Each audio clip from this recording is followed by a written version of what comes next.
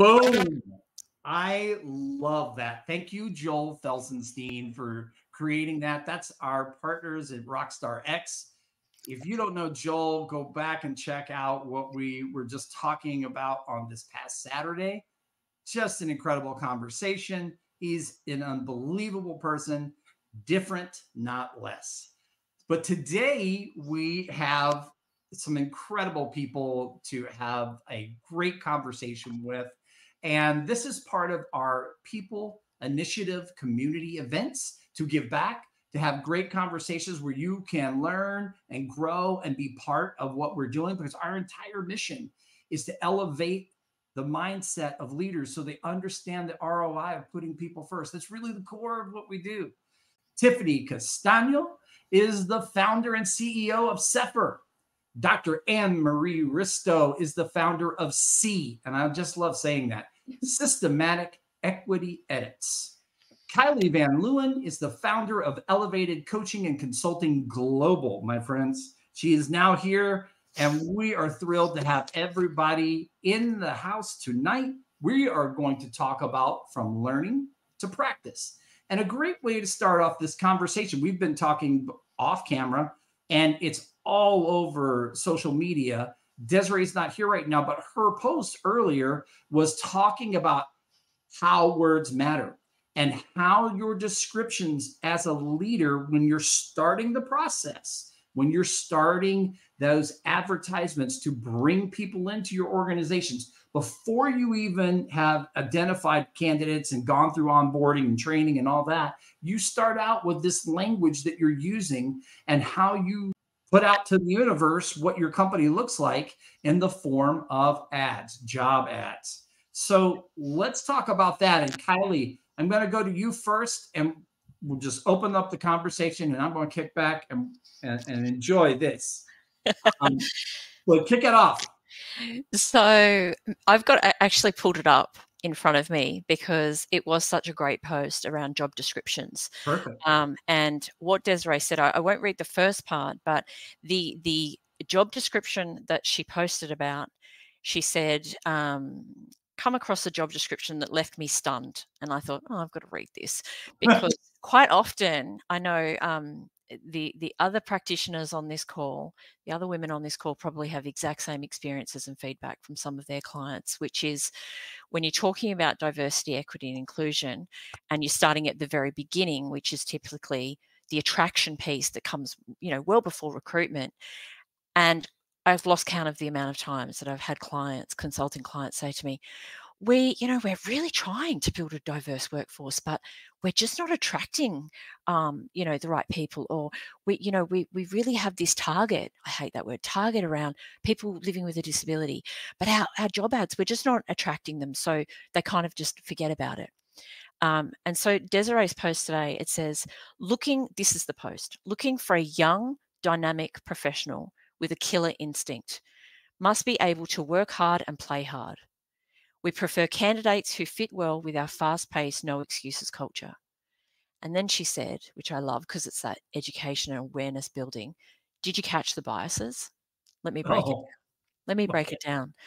And she said, young, ageism, killer instinct, encouraging overly aggressive behavior. Peaceful sharks need not apply.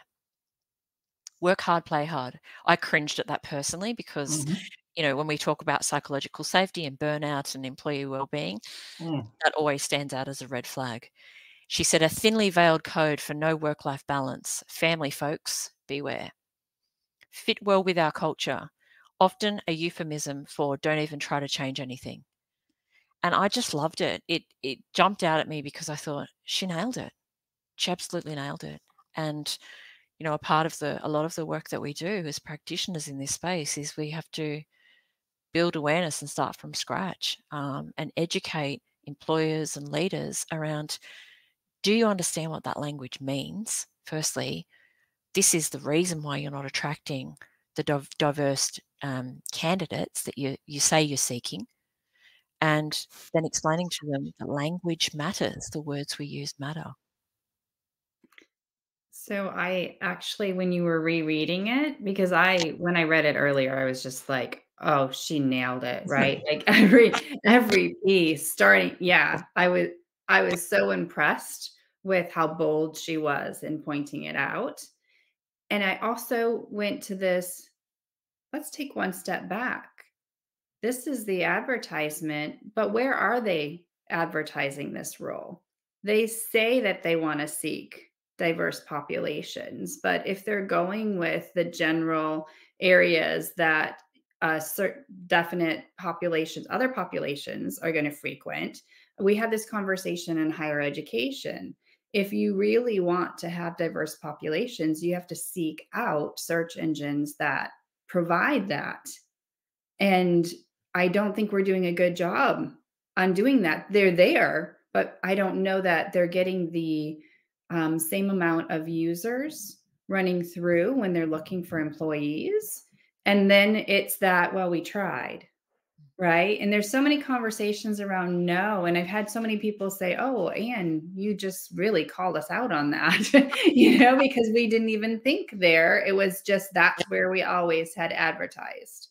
Or we had a relationship with. And so then it speaks to who do you have relationships with? Are they diverse companies that you're supporting each other and inadvertently cycling in even more narrow who is applying for your positions? Yeah. Yeah. Yeah. So she really got a lot of thinking going with with her post today. Lots of responses from people Yeah. saying basically the same thing. You nailed it. And people sharing their experiences as well. One lady, and I might get the comment slightly wrong, but she said, I'm in HR and I suffered burnout in my last role. I was working 12-hour days. I was working weekends. And she said, and when I went to interview for a role a couple of years ago, the feedback after not being successful following the interview was that because she'd disclosed she'd experienced burnout in a previous role, they said the feedback from the recruiter was the employer's really scared that you won't be able to handle the workload. And I read that and thought, that speaks volumes of the organizational culture. Yeah.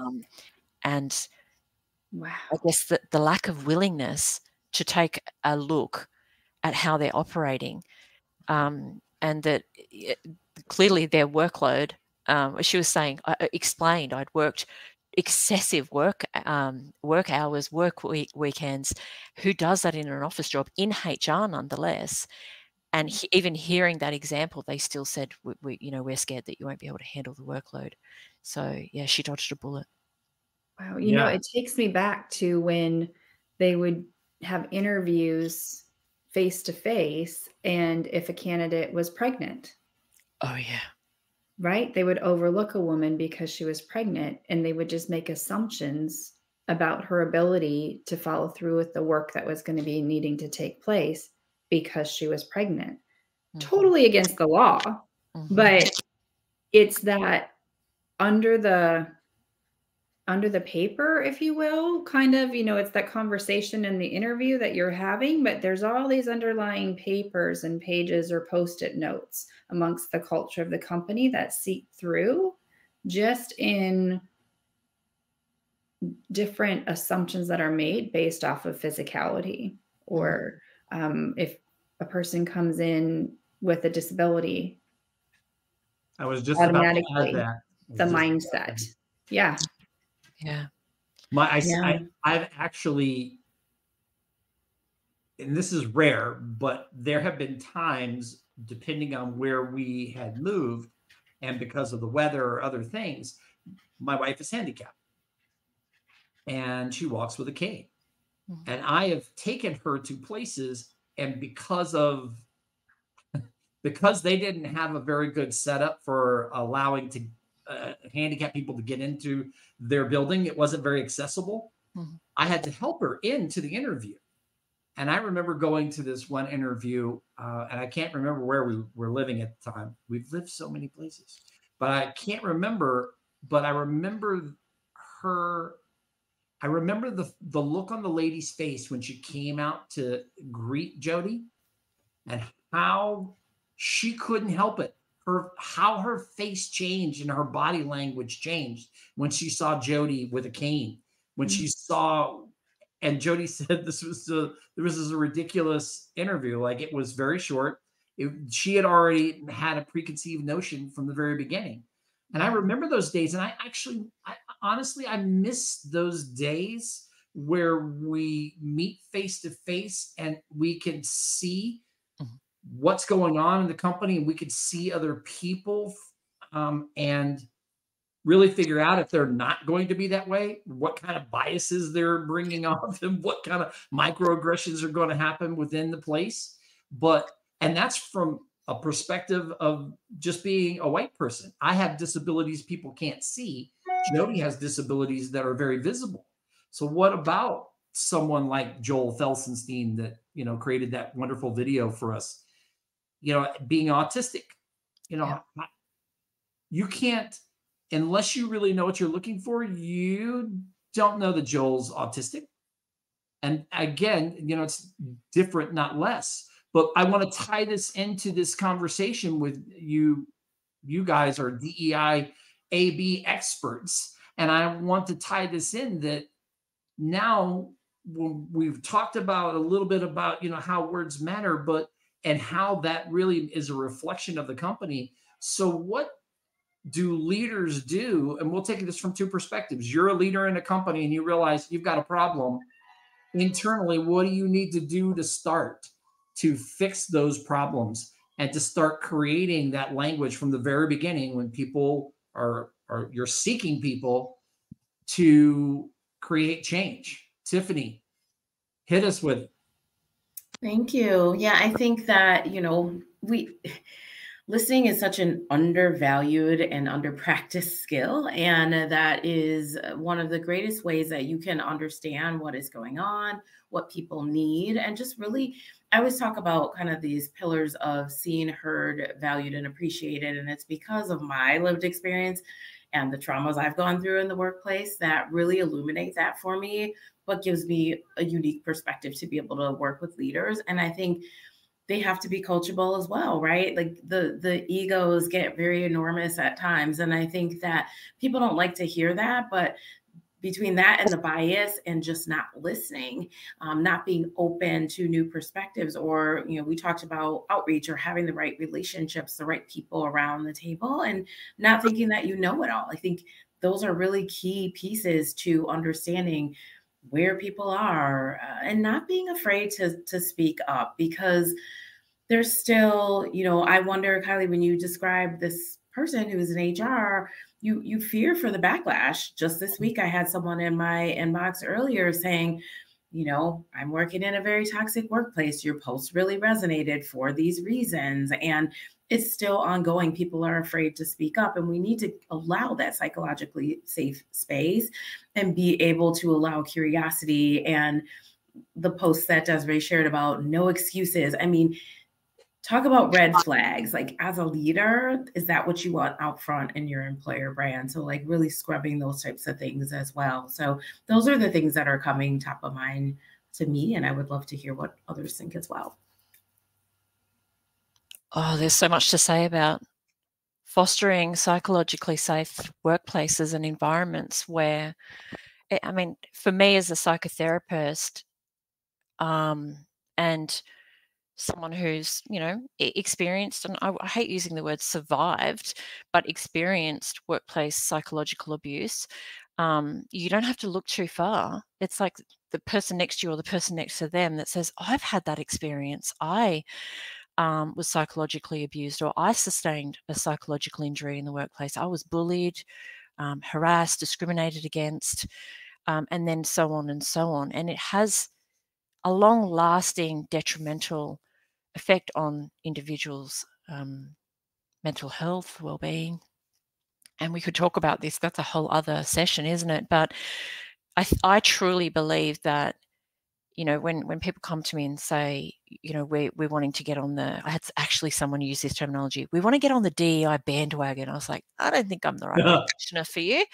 Sounds like you might be ticking a box. Yeah, that's the first thing I think of when someone says that. There's a box checker. Yeah. And my question was, why. But when they talk about inclusion and what, you know, you were just sharing, I say to them, you have to have psychological safety. That you have to create that psychological safety, because without that, you can't just create inclusion. Inclusion is born from psychological safety.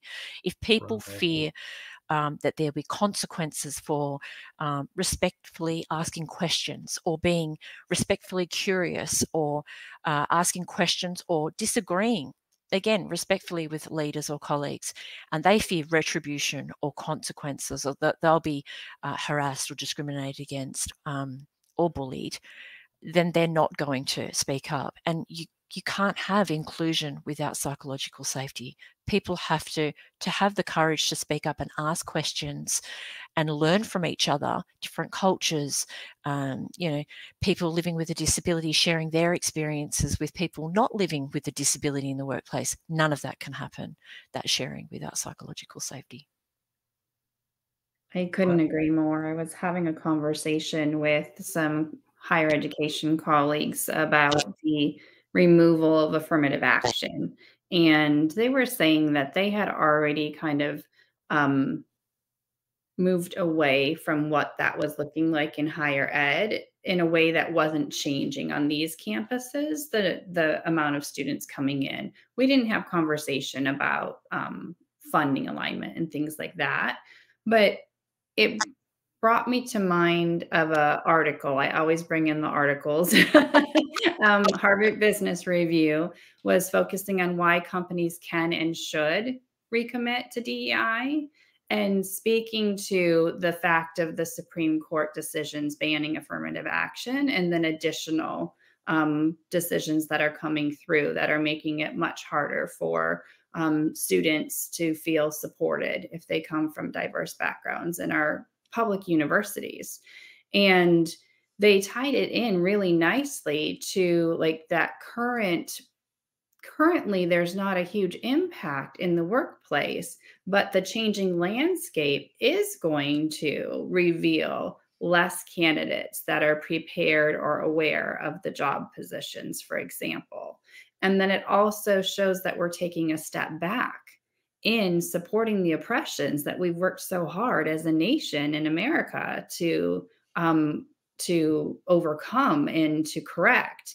And I loved how they at the end spoke to ask your people. When they asked people who are on the job markets right now looking for positions, they specifically said, and I'm pulling it up right now, it was like 90% of people of color and 72% of Caucasian people spoke to noticing the difference of the personality of the interviewers when they're being interviewed in a face-to-face setting. And then they continued to speak to, and that's where the 98% comes in, when they're looking in the job market. 98% of the people now are looking for diverse workplaces to be in. Mm-hmm. And they're looking at different triggers and areas because they know how much more effective it makes the work and how much more productive it is. So moving forward, there's a real pertinence to DEI commitments. Mm-hmm.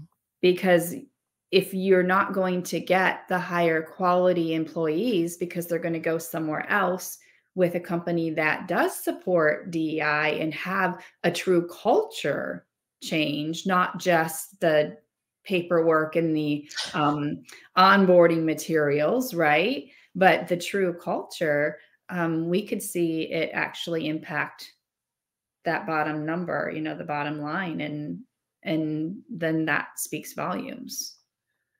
So there's definitely a streamline between the importance of like taking note and being proactive instead of reactive for our companies. Curious, you said this and it stuck out with you had a lot of great things, and I love that you bring documents. I always love that you bring that, and you should send that to me because when I post this, I'll include that in the comments for sure. but why do you think, I have my own opinion and I would like to hear from all of you, but why do you think we're going backwards? Why are we going backwards on some of the things that we've been working on to try to correct in DEI? So I think there's so much attention, and Kylie and Tiffany, you can both speak to this as well. I think there's so much attention to the fight, flight, or freeze natural habits, and people forget about the forge forward. And we are also hardwired to forge forward and to take those uncomfortable steps and really reveal and grow in what's possible. And I think because we need to shift the narrative because of that. We need to shift it from, this isn't something to be afraid of. This isn't something you need to run from. This isn't something that has to leave you standing in your tracks. This is like a beautiful opportunity to embrace so much that's on offer for us. And so I think really forging forward is important. Change that narrative. Kylie, do you have anything to add on this? Is you have opinion on why it's a perceived way that right now we're taking 2 steps forward and 4 steps backwards? I mean, what's happening? I think it's a couple of things, and it's similar to why there's no legislation in the US to protect workers from psychological abuse in the workplace, right? It's liability. Employers, if they get too far down committing to DEI, and I have had some employers here, not so much in Australia because the legislation around industrial relations is different, and worker rights. But I have had comments that if we go down this track and we start to, open a can of worms, is something I've had said to me, and we uncover that we have so much work to do. A, where do we start? But also B, what happens if, people, like almost employees, understand that they have more rights, that they have, if they start feeling that they are discriminated against, bullied, harassed, and they do identify things in themselves thinking, yeah, this is what constitutes, in my opinion, a psychological injury. I think a lot of employers and industry are quite fearful around litigation and liability. And that's why there's no legislation yet. We're working on it. The first state will be Massachusetts. That's coming. But one of the things we're saying to people is this is coming. It might take a while. It might take 5 years for this to be made legislation, for the Workplace Psychological Safety Act to make it to every state in the US. But it's coming. So do you want to wait to be told that you have to do this, and it's a legal requirement as a business leader, organization? Or do you want to start now and do it for the right reasons, which is caring and nurturing your employees, looking after their mental health and well-being, and looking at your bottom line and being smart and thinking, let's do this because A, it's the right thing to do, but B, we can retain talent. So there's some of my thoughts. Tiffany, jump in here, because I think I think you all come from the same space, but in a different way. And it's such a great conversation. We're covering a lot of ground in such a short period of time. So it's fantastic. Yeah. And I think from my experience, both lived and, I guess the workplace is part of that too, right? Like we don't separate who we are when we come through the door, despite folks expecting that to happen, whether that's an actual door or a virtual door. And I think from my perspective, it's people being afraid to approach the conversation. There's still a lot of fear. And I think we see fear being the root of a lot of this. Fear of, oh boy, I'm going to make a mistake. I'm not really sure what I'm supposed to do. What do I tell my teams? People are not equipped. We're still trying to catch our leaders up to the technical aspects of their job, let alone the human aspects that come along with that. And the other piece of that fear is people feeling like it's a zero-sum game, or that, because this person is allowed to be in the workforce, or if we do this outreach, it's going to push people out. And there's this real visceral fear. I've seen it in some folks, even who I've coached, that I'm going to lose something. Something is at stake if someone else has a seat at the table, if someone else's voice is invited, if someone else loses and or gains, then I lose. And it's been, I just observe a lot. I'm in a lot of different spaces in community and in the work that I do. And over the years, it's just been a very interesting place. And I think what we're feeling right now is also the polarization of, we have to do this, or you have to speak up on this topic. And if you don't, then it means this. And it puts people into inertia. They don't know what to do with that. And so, or they get shut down when they try to have the conversation. It's very, very complicated. And then I believe it was Marie who said earlier, the systems are not built for certain folks. They're just not. Dismissive voices are prevalent. I mean, I experienced that even as an HR practitioner, and I went, well, where am I supposed to go next? Like, these are supposed to be my folks, and they're shutting me down. I think, we have a lot of work to do, and it's about inviting these types of conversations and the right people, even if they're going to say something that's going to make you uncomfortable, and even if it's not the status quo. Let's stay with you, Tiffany. And we're kind of now we've gone from the very beginning to now being part of the organization and having conversations. So you're in an organization, and you and I have talked about this before. You're in an organization, you realize that there's a lot of work to do, because just in life, DEI is not something that you just did this, you open up the scan, now it's done. It's a constant state of flow. This is a work in progress that has to keep on being maintained. And I think that's the biggest thing that I keep seeing with people is they want a one-off. And I'm going to speak to, because my HR work, I only work with social good entities, but they want a one-off program. They want a one-off type thing where we're going to fix this, we're going to take care of this, and then I don't have to worry about it anymore. And that gets back to, you really don't want to do the work. So what do the companies need to do, Tiffany, to start this? And then we'll go down and get Dr. Ann and Kylie in. But what do we need to do to start this in a company? And as a leader, how do I need to start with changing my own mindset and then being open and listening, as you said before, to other conversations? I think, we have to remember, first off, that our people are foundational. And I think that people feel like, it's just something that we say, but truly nothing exists. No business can exist without its people. And that is the foundation. And if we operate from that space and that mindset, that is really what is supportive to us moving forward. It's also, and people they just struggle with feedback, constructive feedback, having someone say something that's might be the next best idea and thing to save the company money. And it wasn't my idea, and it wasn't the popular idea. No one's going to be on board with that. It's the risk aversion. I had someone tell me that recently. I chose not to work with them because I'm like, you're not creating an environment of trust with me. So I fear for what's happening on the other side with your people.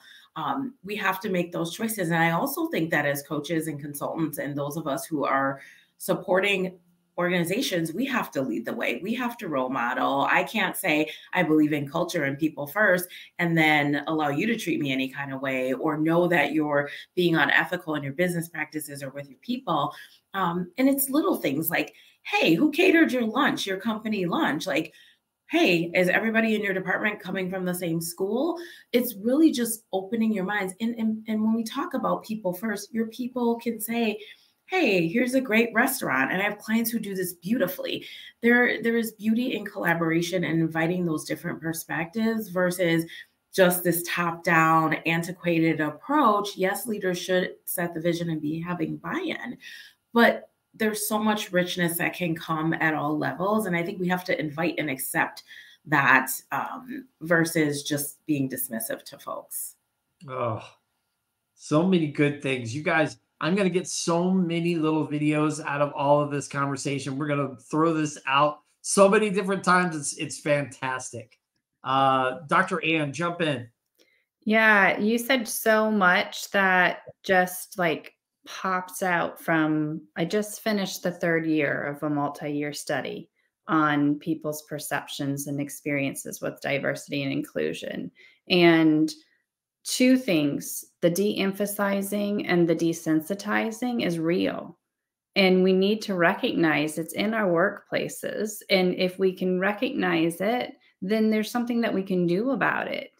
What is shameful is like we're at a place where, and I'm talking about this last study, there was over almost 300 people across 6 continents. And normalizing is detrimental to our work settings.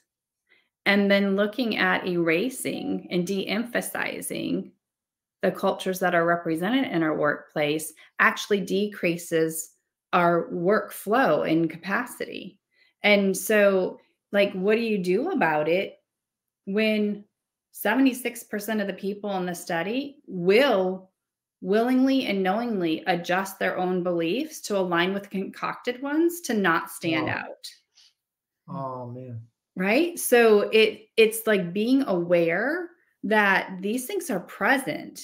And if you're not getting at the core of your culture and having those conversations, and I can't wait to see what Kylie says, because I love your work with the looking at the psychological safety part of it, because that's what we need in order to really just encompass where we're at and not stay there. It doesn't have to be our norm. It doesn't have to be our way of work, and it directly impacts our productivity. So I think that awareness is really essential, tied into those examples that you were just giving, Tiffany, and then feeding into where I know Kylie is about to go for us. It all starts with awareness, right? And it starts with having, as educators and coaches and consultants and practitioners, we do this work because we want to raise awareness and we want to educate people about how to be better, how to do better. And I love supporting leaders and teams and individuals that are so committed to doing better and being better when it comes to diversity, equity, inclusion, and creating psychologically safe workplaces. But also those that have that high degree of emotional intelligence and high degree, well, it's part of emotional intelligence, that self-awareness, saying, we don't know it all. We don't know a lot. We might know this much out of this much. I love those people because they've got their own self-awareness to say, I'm not a perfect leader. I know we've got a ways to go. I'm committed and in for the long haul, because like we were just saying, DEI is just a continuum. It isn't are we done yet? When does this finish? I have had people say, we're like a 10 out of 10, like, I think we can wrap up now. And I'm like, oh no, this continues. You have to be better. There's so much more you can do. But I love that beginning stages with clients where they're aware of where they're sitting, and they're really committed and open to learning more. But when we talk about psychological safety and how it's interconnected and interdependent with DEI, people do glaze over a lot. But then when you break it down and say, well, you can't have one without the other, and without psychological safety and having very emotionally intelligent leaders, leading the charge and walking the talk, and communicating regularly outward and sideways and downwards, and having the comfort and the psychological safety they've built in that culture, that workplace culture, for all staff to openly communicate upward, and ask questions in a safe space. That's when they start to understand that they really do need psychologically safe environments for people to to thrive, and for DEI to be successful, and for that to thrive as well. But a big part of that is behavior change. We're working with human beings that bring their unique selves into the situation and to the table with their own biases and their own belief systems and all of those things. And it's really for us, looking through more of a psychological lens, is talking about it being a long-term behavior change project and commitment, because you're essentially trying to influence the way that people view things, say things, and the behaviors in the workplace. It's about learning. You as a leader need to be open to learning. And I think back in my HR journey and falling into HR the way I did, I think about the fact that I did a lot of unlearning and relearning through my journey, especially from like 2019 to like 2021. That segment of time when the world was on fire and there was so much going on, I just remember seeing so much, and there was so much information, and I was diving into it all, but I was taking it all, especially online, with a grain of salt. But I'm really trying to learn and grasp things. And I realized, man, I've got to take away some things that even I had thought. I'm sitting here thinking, oh, I am a DEI champion. I'm an ally. I'm great at this. Well, I'm down with all that. And I realized that I had things that I needed to unlearn. Way I spoke, what I said, biases that I didn't even know I had. And I say this because I remember when Dr. Ann Ristow, she's smiling at me right now. Dr. Ann Ristow asked me to be part of one of her earlier studies with C. And I'm thinking, I'm going to ace all this. I'm going to be in this, and there was one particular section that I did not do well on. And it's telling me that I was so upset with myself. But then I realized it was a great learning opportunity and a reminder to exactly what all of you have been saying, is that if you're the kind of leader that cares about people and wants to put people first and cares about DEI, you're going to constantly be learning, and you're going to constantly understand that you don't have all the answers and you need help to get to the next place. That's what all of you do in a different way. And leaders need that help. Leaders need to ask for help and seek out a way to get through this entire journey, because they can't do it by themselves. There's no way. I want to go round robin again. We'll start with Tiffany. We'll go to Kylie. We'll end with Dr. Ristow. But I want to go, and that's just because you're that way on my screen. I'm like, all right, I'm just going to go this way because it's how you are on my screen. If we'd had Desiree here, my screen would have been all like wiggly wob. But I miss her, and we hope you're okay, Desiree. We love you, and you're an awesome part of what we do. You're doing a great job. We're so proud of you. Starting with Tiffany, what are final comments that you want to give? If I'm a leader, I'm tuning in on this. I see this on the YouTube channel. Our YouTube channel is blowing up, people. It's incredible. So we put this out. We get this out into the universe, and people see it. I'm a leader. I find this, and I go, you know what? I'm going to learn something. What's the first thing you would say how to dive in to learn? What would you say? Okay, start. You want to learn now? You're open to listening? Okay, start here. Yeah, I mean, it does. That's exactly where it starts, with being open to listen. The other piece that's surfaced for me while we were talking here towards the end is that I, again, in the observations I have had to share with people to try to influence and share my observations about the amount of space we take up, whether that's physical space, emotional space. And we talk a lot about that in the work, but even just, it's hard for people sometimes on an agenda. Like sometimes people take up you know, a lot of space. They don't hear things. We don't observe. And of course, a lot of times we don't see full body language when we're like we are right now, all remote and through a screen. There's a lot you can pick up though. And so I would say be observing and be curious, like we've been talking about. I always talk about curious questions to really just understand what is it that people need. And I would say alongside what we've been saying, strip out the assumptions. And we all have bias, right? Just acknowledge that that's going to be the case, but embark on your learning journey. And those are, for me, where I've seen the biggest impacts. Love that. Love that. I did not get to do my, my normal thing when you guys are on a show with me by yourself. I have the claps. I have that. Right. I shouldn't say it like that. I have a clapping mechanism here where you could hear it. Yeah, that was terrible. We're going to cut that out of when I go back to edit this, I'm cutting that section out right now. I'm telling you. Kylie. Oh, there's so many things to say, but I'll say it quickly. I would say to people, whether you're in the middle of your journey when it comes to DEI or you're just beginning, just slow down.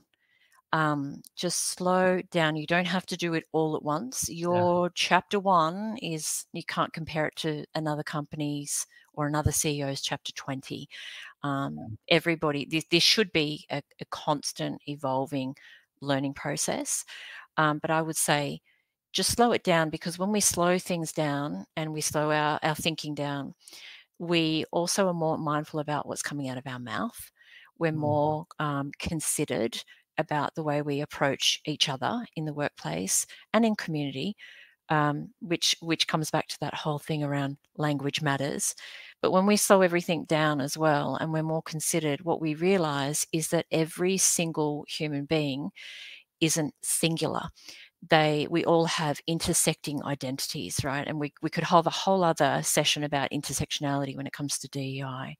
Yeah. But I would say that, and just be open-minded. If you're embarking on this journey or you're continuing your journey, just be open-minded about what you need to know, need to learn, might still need to learn. And I can't stress enough that DEI plays a crucial role in creating psychologically safe workplaces. And it's, as a leader, the responsibility does lie with you to foster that environment so that your people are cared for and that they're not psychologically abused or sustaining those psychological injuries in the workplace. And hats off to the fact that you're going one state at a time. Once one state goes, it's amazing how now it's this trickling effect. All the time, people will say to me, well, what should I do with my policies? I'm like, I'm going to go after, let's look at what California is doing. Let's look at what, I'll pick states and I'll be like, let's find the most progressive states and because it's probably coming down the pipeline and you should just do it. So Dr. Ann, finishes off. Yeah. So I obviously agree wholeheartedly with both things that have been shared. And just really a reminder that DEI isn't housed in HR. It is in the bloodstream of the organization, and it needs to be understood and communicated by everyone, leader to mail carrier, every position.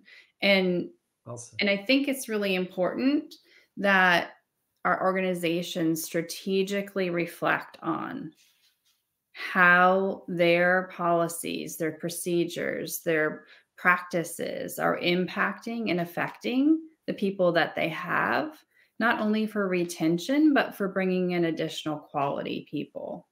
Like, couldn't be more important. And then lastly,